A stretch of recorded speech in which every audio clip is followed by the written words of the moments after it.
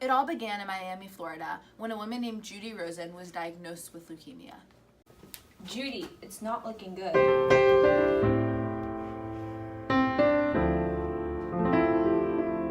It started about 2 years ago.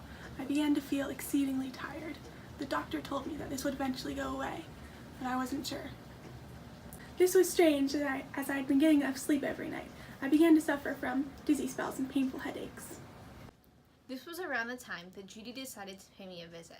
At first, I thought she was just experiencing common migraines, but as the frequency and strength increased, I decided to run a test for chronic myelogenous leukemia. The doctor told me that at this stage of leukemia, there was a drug that could manage the cancer, but eventually a bone marrow transplant would be necessary. He told me that not to get my hopes up, since finding a match was 1 in 20,000. Finding the match was honestly a miracle. Thanks to Michael, there was now an 80% chance that we could rid Judy of cancer and save her life.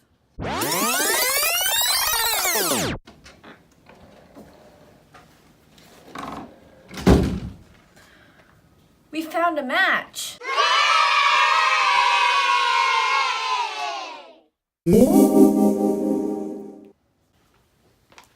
Doctor, I just wanted to let you know I'm so happy that I'm a match and I can't wait to help Judy and be part of this mitzvah. Michael, I have some bad news. You have a blood clotting deficiency, and it's really not healthy for you or safe for you to go through with this procedure.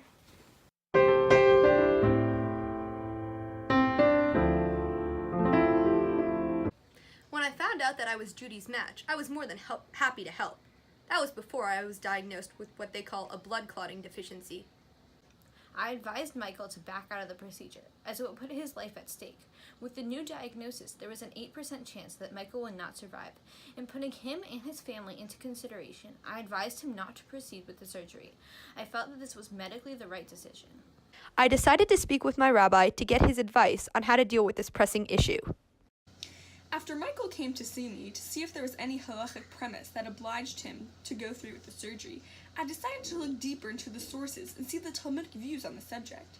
Judy may feel that Michael is obligated because of the commandment, Lo ta'amod al dam re'echa, but since the threat is not immediate, and by donating, Michael is saving an individual as opposed to a group, therefore the commandment does not apply here. The rabbi also explained to me another commonly used source from the Shulchan Aruch, which explicitly states that one cannot stand by and watch someone else die. This case doesn't apply to me, since I'm not standing by and watching Judy die. Instead, I'm just not sacrificing myself to save her.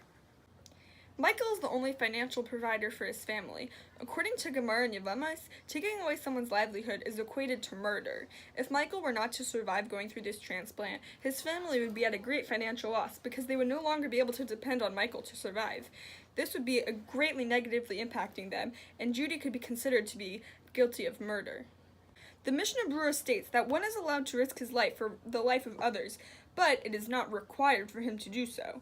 If the uncertainty of the danger inclines towards life-threatening danger, he is not obligated to give himself in order to save others.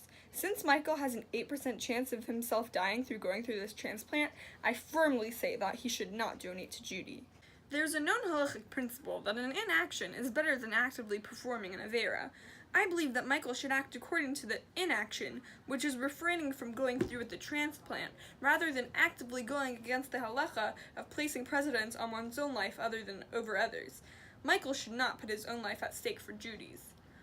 We decided this was a good option for Michael, based off of both this source and many others. I feel that Michael is being selfish. Without Michael's marrow, I'm out of my options. He was my last hope. I understand that this is hard for Judy, and it is hard for me as well. I truly believe, though, that there is no chance for me to be able to do the transplant, since both my rabbi and my doctor did not recommend it to me. Even though Michael's not giving me the transplant, I must look at the positive side. Who knows if someone else will show up? After talking to my rabbi, I feel much more confident in my decision to back out of the transplant. As much as I want to help Judy, I have to think about myself and my family and put them first. Considering all determining factors, the Beit ruled that Michael is not obligated to go through with the transplant.